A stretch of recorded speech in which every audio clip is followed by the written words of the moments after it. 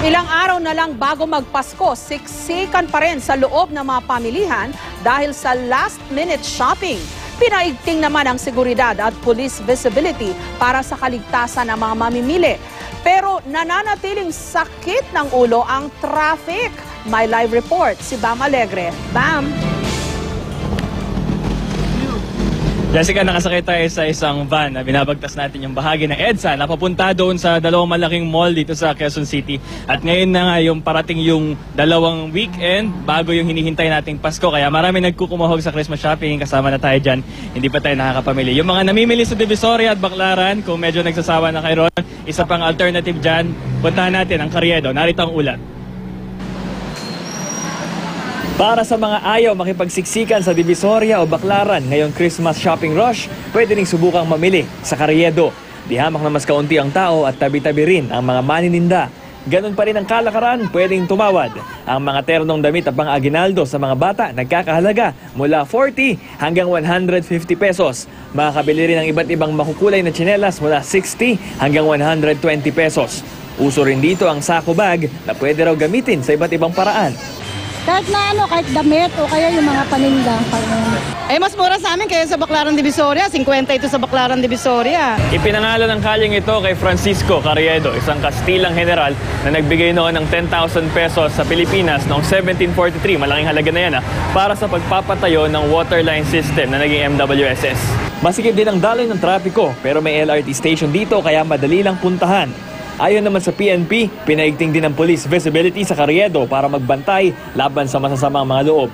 Binabantayan natin dahil marami po talaga rito na nanamantala na mga kababayan natin na talagang gusto yung makaargabyado sa kapwa niya. Sa Green Hills Shopping Center sa San Juan, patok ang mga bilihin dahil bagsak presyo ang mga ito. Pero ang kagandahan, pwede pa rin daw itong tawaran. Dagsari ng mga mamimili sa Tiangge sa Divisoria dahil sa napakamurang bilihin doon.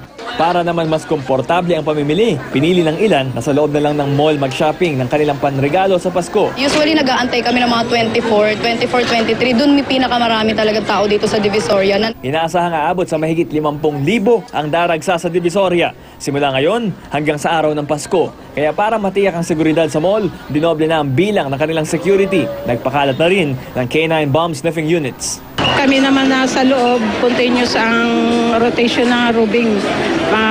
Civilian at saka uniform guard. Hile-hilera naman ang mga tindahan sa gilid at harap ng Baclaran. Kaya naman ang daloy ng trapiko sa Ross Boulevard, matinding perwisyo para sa mga nagdaraang motorista. After ng January 6, ma'am, zero vendors po tayo dyan. Yun po ang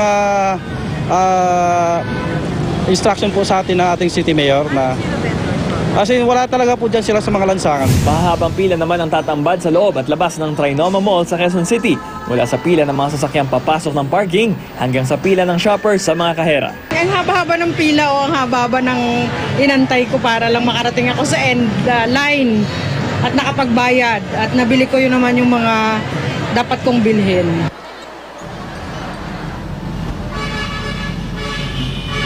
Jessica, magandang balita, no? Light to moderate na tayo rito sa mga bahagi na talaga nagsisikip yung daloy ng trapiko, lalo na yung mga mula rito sa MRT GMA Kamuning, Quezon Avenue, papunta ng North Avenue. At kadalasan kasing dahilan ng mga bottleneck yung mga nagsisiksikan sa U-turn. Kaya panawagan na rin natin sa mga motorista na wag na dumagdag at wag maging disiplinado sa kalsada, wag nang singit ng singit. Balik sa'yo, Jessica. Okay, ang pagkakaalam ko, kung tama yung pagkaalala ko, Bam, bukas ililift yung truck ban, no? So, baka dagdag sakit ulo yan para dun sa mga mamimili ngayong weekend, lalo na yung mga ngayon lang natanggap yung kanilang bonus.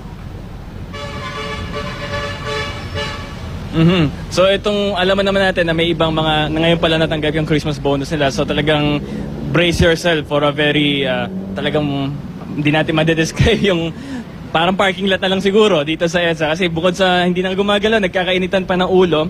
Kaya konting pasensya na lang dahil ito na yung home stretch, ika nga, bago yung Pasko.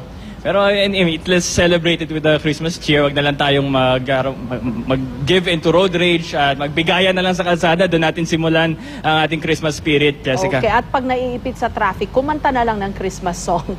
Anyway, Bam, sana humabol ka dito sa ating simpleng kaya sumayaw sa loob. Christmas. Oo, humabol ka dito sa ating simpleng Christmas party kung hindi ka matatraffic dyan. Maraming salamat sa'yo, Bam Alegre.